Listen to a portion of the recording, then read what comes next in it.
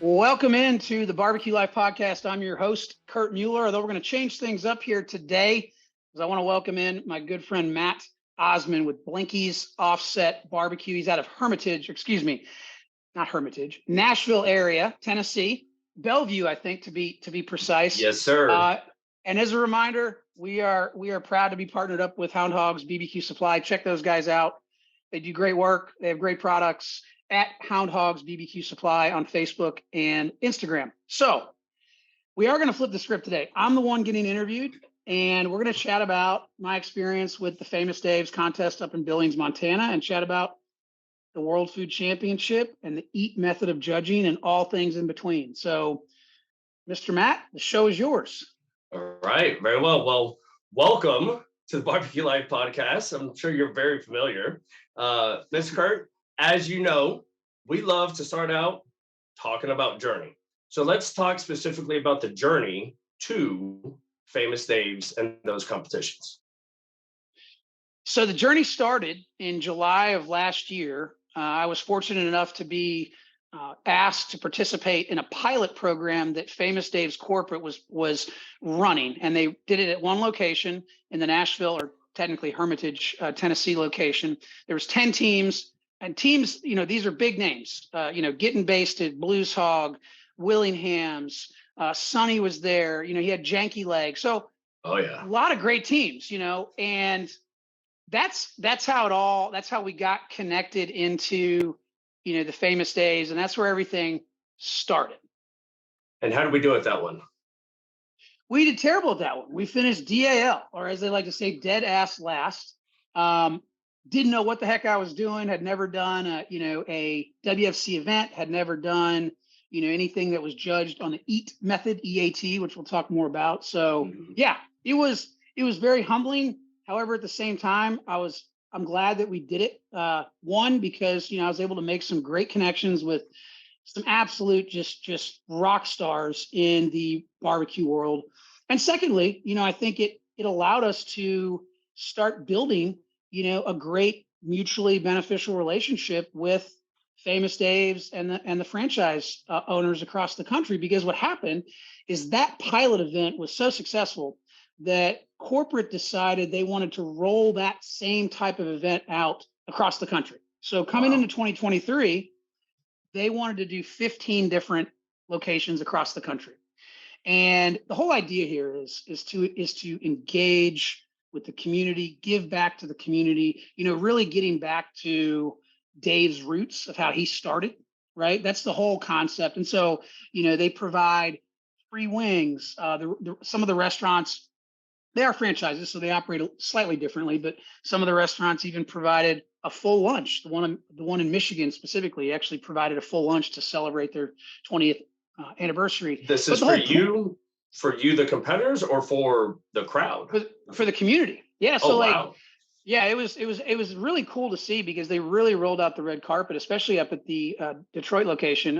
Actually, it's Westland, Michigan, to be precise. But they had jump houses. They had a lady on 20-foot stilts. They had, they really went, above and beyond, and they provided the community a free lunch. And I'm not just talking like a sandwich and a bag of chips. I'm talking ribs, pulled pork, mac and cheese, baked beans. We're talking nap time, right? Like going to bed. So I thought it was pretty cool. And even in the rain, they had a line for hours and hours and hours. So again, it's just really neat to see an organization at that level, focused and committed to engaging with the community, engaging with the public, because you and I chat about this a lot. People, when they come to a competition, or when they come to anything that's barbecue related, a lot of folks, of course, yes, they want to try the barbecue. That's a given. But a lot of them also, they want to chat with folks like you, Matt. They want to chat with folks like me. Hey, what's your techniques? What rubs are you using? Et cetera, et cetera. So they want to be more engaging. And here's what I love about Famous Dave's competitions. It's a close environment. You got 2 parking spaces. That's it, right? So, and you're out in front cooking, engaging with the public, which trailers to hide behind. Of course you could, I suppose, but that wouldn't do very well if you're trying to win people's choice in the wing category, because you got to hand out wings. So, I think that part is what I enjoy the most is being able to engage with the community, being able to answer questions, and it's just fun. It's just fun, right? I mean, you like talking about barbecue. I like talking about barbecue. So I really think what the organization Famous Dave's has done, I think it's a great concept. And I have heard that they're doubling down next year. Wow. That's what I've heard. So, apparently things are going well. That's awesome. So you mentioned the one in Michigan that you went to compete, but to my record, that's not where you won, is it? No, in fact, in Michigan, I was DAL. So it's funny because I was the quote unquote, celebrity pitmaster, which I don't know how I got that name, but I'll take it. So third time is a charm. Is that what I'm hearing? That's what you're hearing. So when we went to Billings, which was interesting because I know there's a lot of competitors are very OCD, very, very, sensitive about their process, their timeline, their equipment, their fuel. I mean, everything, right? Well, in this case, if that's you, if I'm describing you there, then your head would have probably blown off, because I went out to Billings and I did not drive. I did not take, my trailer. I took it to Michigan because that's about a 12-hour drive.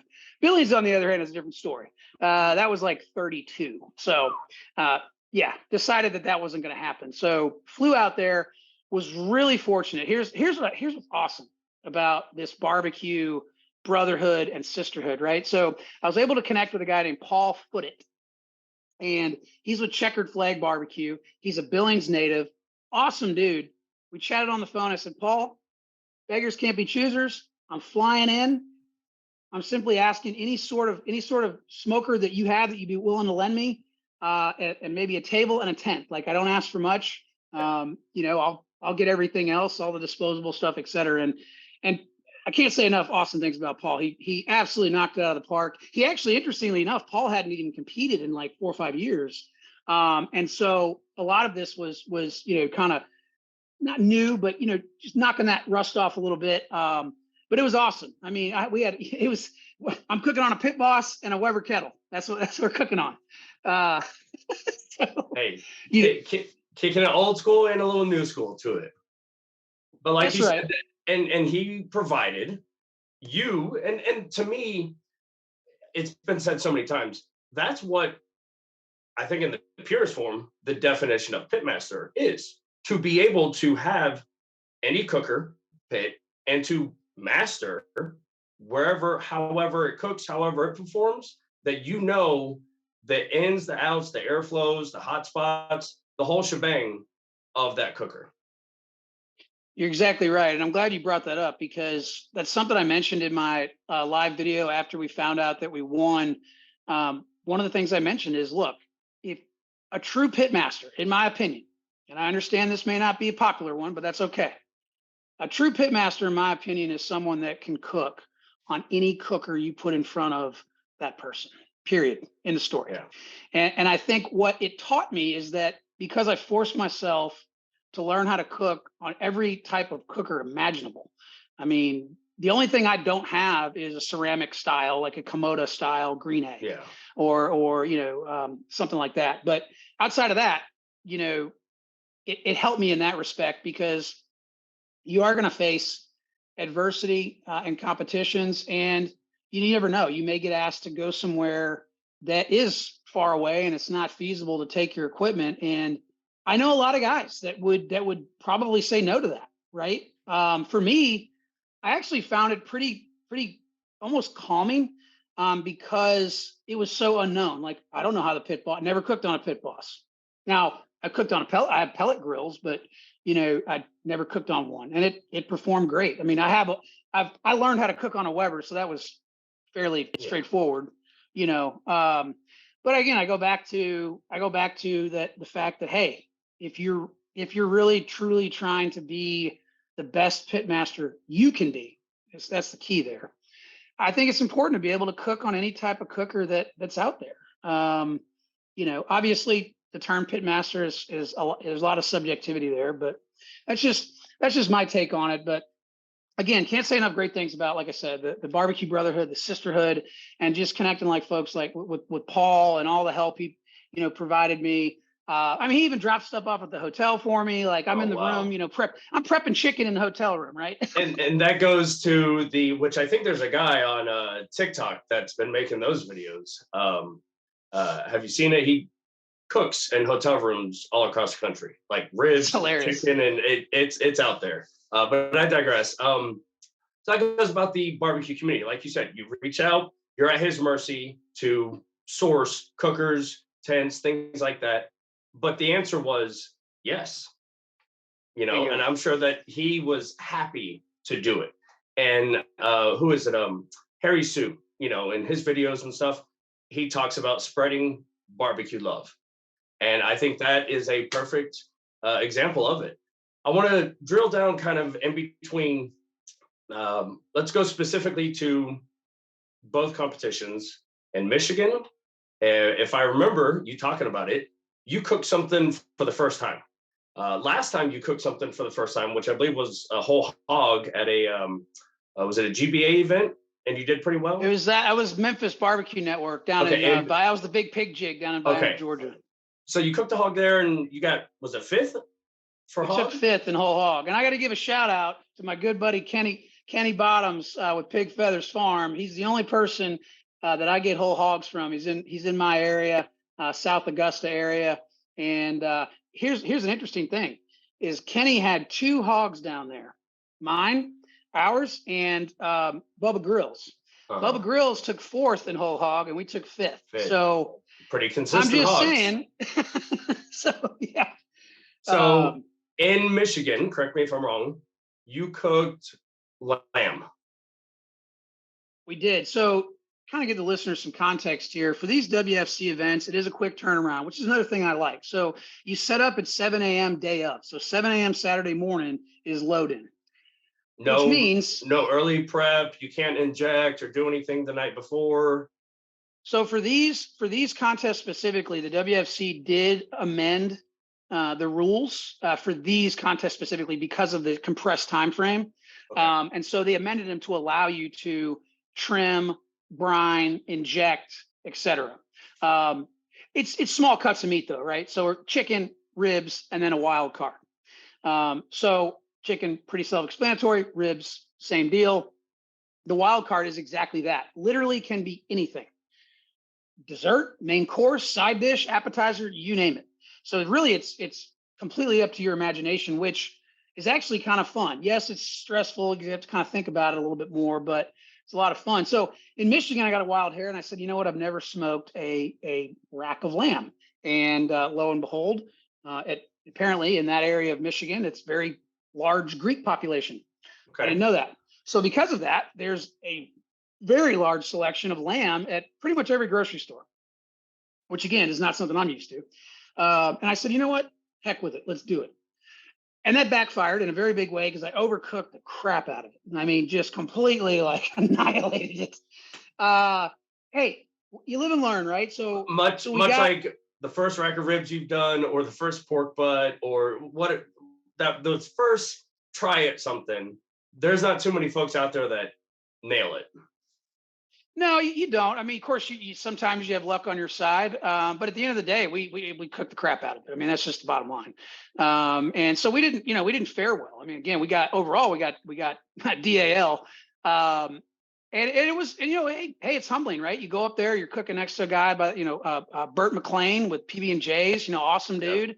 Yep. You got Chad. I'm not even trying to pronounce his last name, with Q Fellas, and then we had Dale with probably one of the coolest logos I've ever seen. And now, of course, I can't remember the name of his team, but it was what I thought was really cool is to see what people came up with on the wild card. Like I did lamb.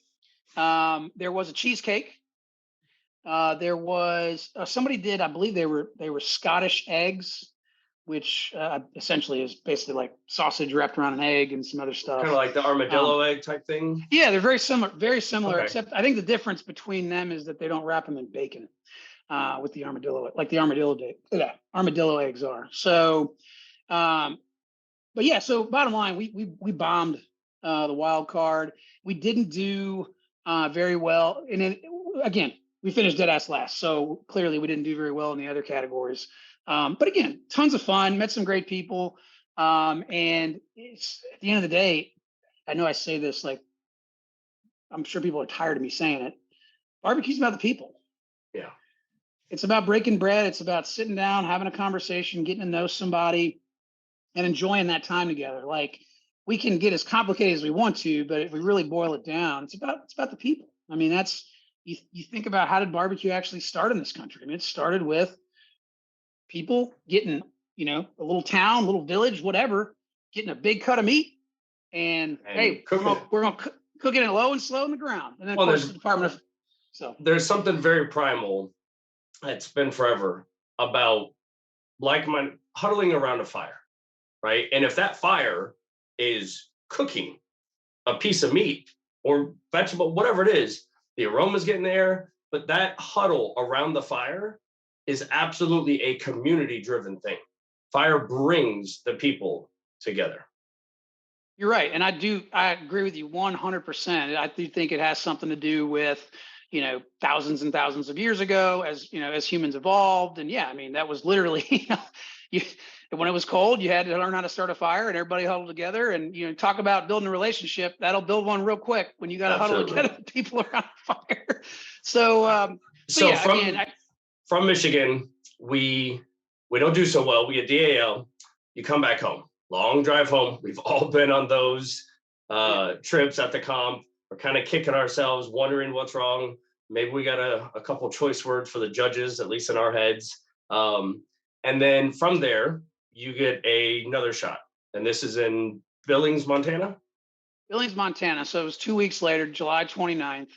Went out there, quick turnaround, 2 weeks basically, right? So, went out there, and, I think really I was more relaxed because I basically had to surrender, so to speak, right, to the fact that I have no control over what I'm going to cook on.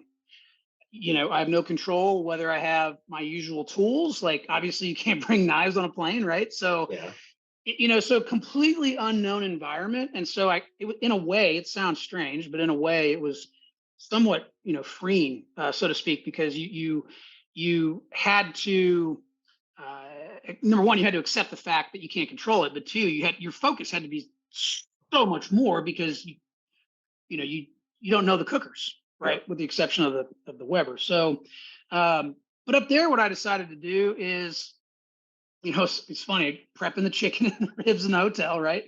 And for the wild card, though, that was the interesting one. Originally, I wanted to do what's called pork belly cinnamon rolls.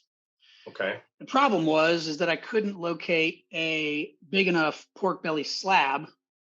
And I'm sure they're there in Billings, but I went to 3 different places and couldn't get it. So after the third strike, I was like, okay, we got to reassess. So I subbed in really thick cut bacon, just a really, and ended up, taking a leap on that one. Literally maple syrup, brown sugar. I took two 4-pound packages of bacon, or excuse me, 2 pound, whatever it was. And I took the whole block, put it in the half pan, covered it with all that stuff, and put it in the smoker. And I said, well, we're going to figure it out.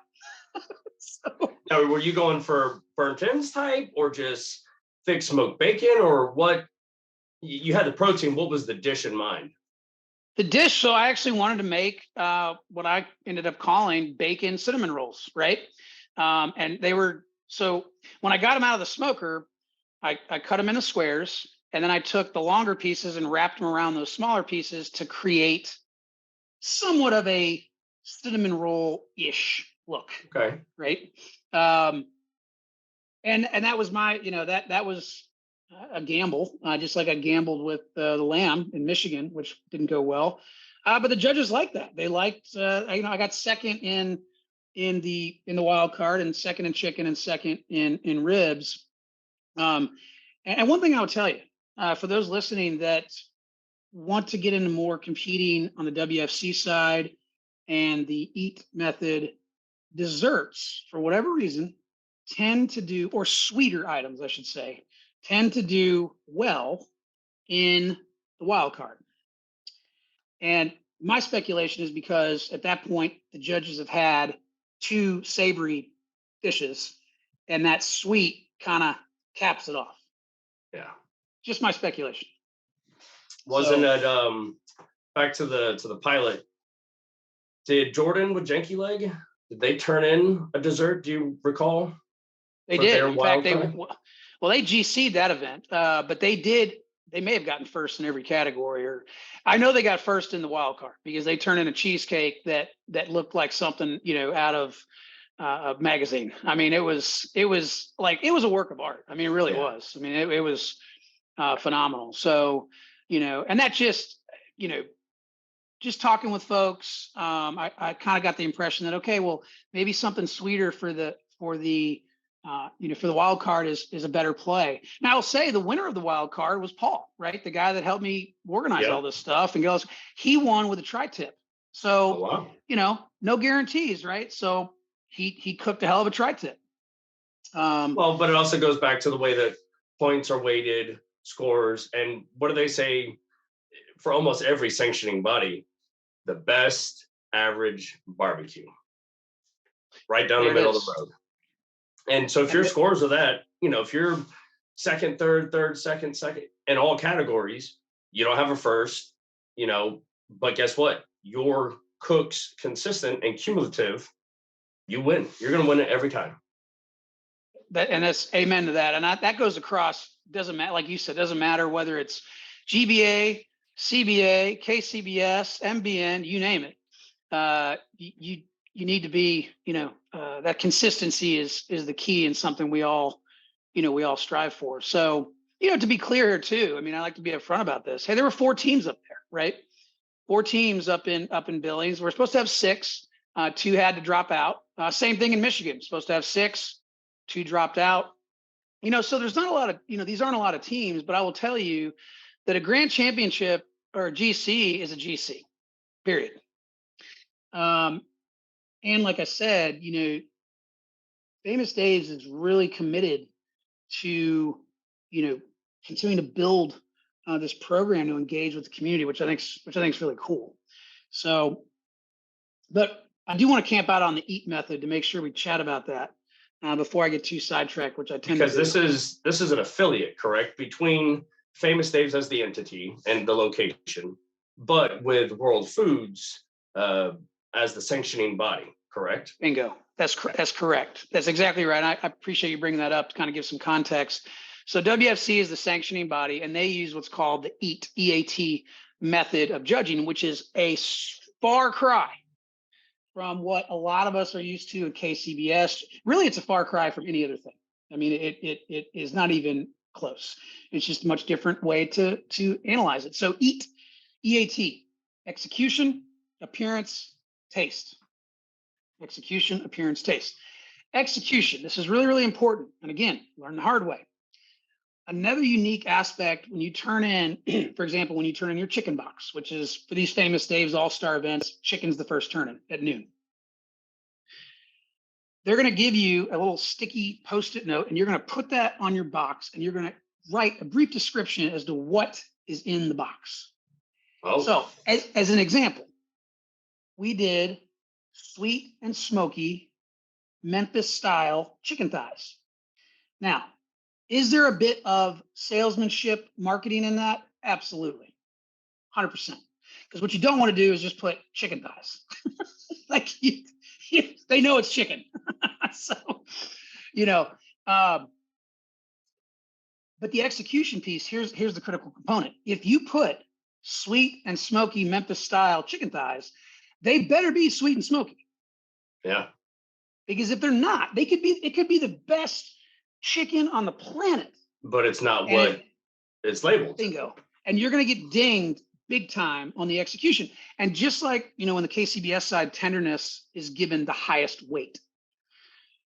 On the WFC side, the execution is given the highest weight. So if you miss the mark there, not saying you can't still do well. It's a tough road to hoe, right? And of course, appearance is, appearance. Yeah. I mean, that's pretty self-explanatory. And then taste. Again, somewhat subjective, of course, but to your point earlier, finding that middle of the road between, that's for me. I feel like a lot of people want the sweet heat, right? Sweet on the front end, little bit of kick on the back end, nothing Yeah. crazy. I feel like that's a good kind of middle of the road place to stay. When you're because you don't know, like in Michigan, for example, their barbecue is much different than it is in Nashville, than it is in Augusta, than it is There's in Billings. So regionality everywhere. Right. Like Kansas City, they're heavy on the sweet, right? Typically, whereas like Texas, for example, it's pretty much salt, pepper, SPG on everything, you know. So that's the big thing about the EAT method is you got to nail the execution. If you got to nail what you describe is in the box. It has to be what you said it is. Otherwise, it's a tough battle to fight. And so another twist. So you turn in your chicken, that's a blind box. You turn in your ribs, another blind box, same thing.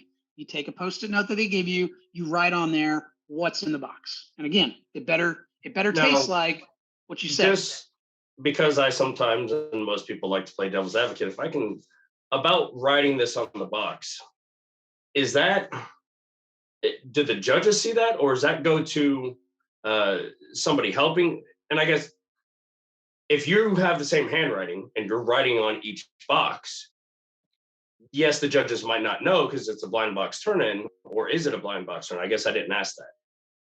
It is, because what they do is, so like in Billings as an example. So there was a turn-in table with an employee of the Famous Dave's. We would hand our box to her. She was outside. The judges are inside the restaurant. Okay. We hand our box to her. It's got our number on it, standard, just in any KCBS event. She takes it in. Okay. So, now presumably that person's reading your description of your turn-in box and not necessarily the judges reading it and laying eyes on, I guess, the same handwriting box after box. Does that make sense? For a little bias? I believe what happened. So I'm not 100% on this, but I believe what happens is the WFC rep for that contest takes the box from the volunteer or the employee, and they then read it to the judges. Okay. All right. Again, don't quote me on that. I don't know for sure, but that's my kind of like how in speculation. KCBS a table captain shows the box around first before the judges getting their piece out of it. Correct. Now, I don't know. Again, I don't know if it's done that way or if it's, because they sit in a line, right? The judges. So obviously, with 4 teams competing, we don't have 60 judges, we have 4 or 5. But they sit in a line. And again, I'm just speculating here because I wasn't in there. I suspect that they just simply, pass the box down the line. Everybody takes a piece. I suspect that. I don't know for sure, but so the other twist here, though, is that the wild card is not blind. The wild card goes on a silver platter, not a styrofoam box. Oh. And you have to present that in person in front of the judges. So you better know how to describe it, and you better know how to be excited, and you better know how to sell. If you stand up there and go, "Hey, I got some tri-tip here, and hit it with some salt and pepper." Is the for the wild card, the turn-in, is it drawn? Is it first come, first serve as far as turn-in goes? Good question. It is first come, first serve. So the turn-in times, the window is exactly the same as it is, KCBS. 5 minutes before the hour, 5 minutes after the hour, right? So like wild card turn-ins at 1, so the window opens at 12:55. Now, another unique characteristic is that as soon as you turn that box in, it's getting judged. They're not waiting until all the boxes are there. They're eating it as you're giving your description of it. Well, as far as they are not eating it. They're not eating the wild card as you're describing it. You describe it, give your spiel. They do have an opportunity to ask questions, and then you leave and they do their thing, right? Okay. So I just thought it was pretty neat because you do have to be. You got to sharpen the saw, and you got to talk about what kind of charcoal you used, why you used that charcoal, what temperature you cooked it. I mean, I hit everything. I told them, here's what we cooked it on, here's the temperature, here's why we did this, here's the adversity we faced. I mean, really, I'm not saying get up there and talk for 20 minutes, but you need to do more than just say, well, it's it's tri-tip with some salt and pepper. Like you need to sell it. Right? Well, and to me, and I know maybe more because I've done several competitions as yourself, but for listeners who may not know or might be new to the show or something, um, different sanctioning bodies have different rules, regulations, and it sounds like, at least for the wild card, this format of presenting your turn into them is a little MBN with how there's on-site judges for finals, or Memphis in May, where you have your turn in box, you still have your on-site, and if you make it to finals, you present again to live judges. But that live piece definitely is what separates MBN away from. But it sounds like this EAT program is nearly the same, at least for the final category. That's exactly right. Now, and the interesting thing is, when if you earn a golden ticket, right? So they give a golden ticket, meaning you make it to the World Food Championships in Dallas in November. Which only goes to the grand or to the winner of the wild card? Well, it's guaranteed that the GC and the RGC get a golden ticket. That's a guarantee. The People's Choice, excuse me, they do have the ability. The contest rep, the WFC rep, has the ability to make a game time decision and say, yes, we're going to award a golden ticket for the person that wins People's Choice, or no, we're not. And it's based on their perception of how the teams are engaging with the public and doing what they're supposed to do. Interesting. Oh yeah, and it makes a lot of sense, right? So, I didn't think, I knew that wasn't going to be a problem for us because I had talked to the other competitors, and they're, very personable, social people, good folks. So I knew that wasn't going to be, and it wasn't. Like, Randall Bowman, who was the WFC rep there, he said at the end, hey, we're going to give a golden ticket away for People's Choice. So it's important that you don't discount People's Choice, which I know is like the, well, and in other sanctioning bodies that do People's Choice, you've heard the moans and groans from several other cooks that don't care for it, and that's the low-hanging fruit, as we've discussed several times on previous episodes. You folks can go listen. That it's the one low-hanging fruit for all the competitions to get the public involved or give back if it's for a nonprofit by generating sales for those tickets, etc. It's and there's been a consistent and absolute steadfast, consistent message on this podcast by Kurt that has said that's not enough. We have got to do more.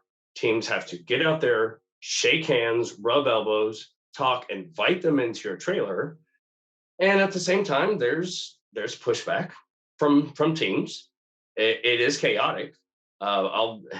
This past weekend we did a little non-sanctioned backyard comp here in the community, and I actually ran a catering at the same time because I wasn't going to say no to guaranteed money. Sure. So I had cooked both, and my wife was very fortunate. She helped deliver that. Well, as well as I do, during those turn-in times, you are laser focused. I mean, you are dialed in.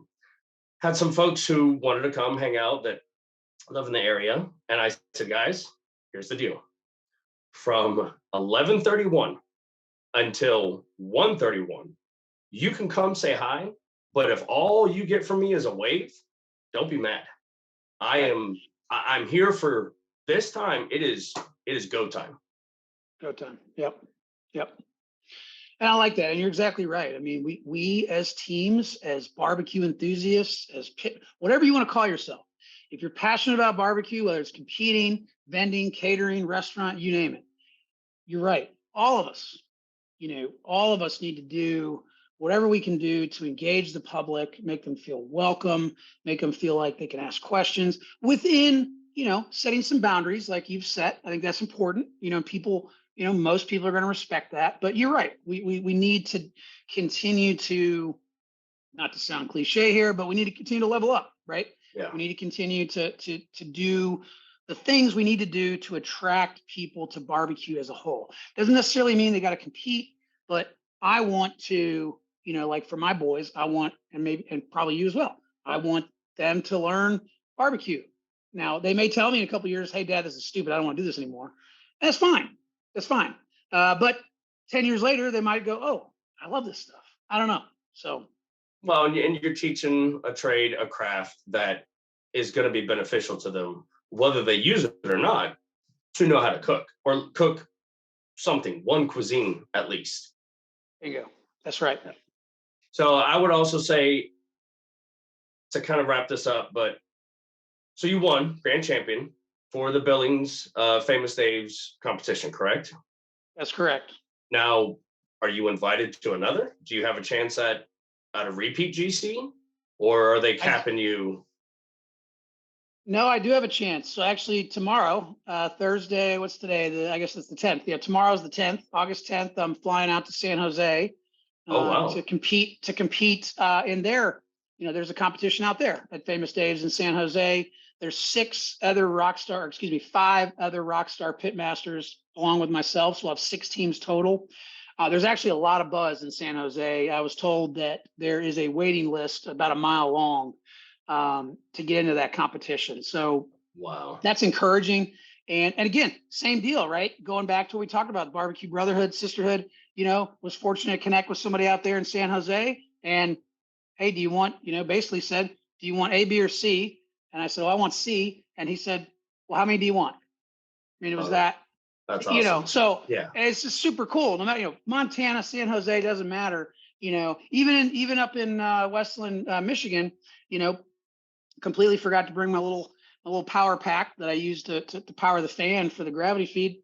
Bert McLean with PB&J's right next to me. He said, hey man, let's go ahead and hook up to my generator. No worries.